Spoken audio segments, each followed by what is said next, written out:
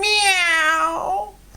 Hi, I wanted to share with you the fun products that I got at Five Below. I got an LED disco light toilet paper holder, a shower head, a towel bar. A faucet is also a light up, but I don't have the box for that. I'll show you how you turn on the towel holder. It's just a little button underneath and then it lights up.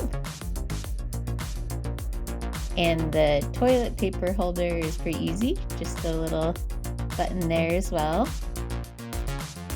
And then the faucet automatically comes on, and so does the shower too.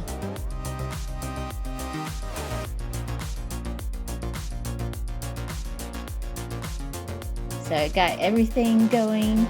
It's now in party mode. I'll show you what it looks like in the dark.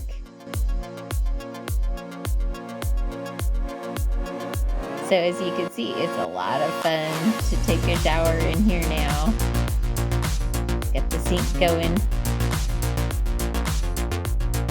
So it just makes for a fun room, and it only costs $20.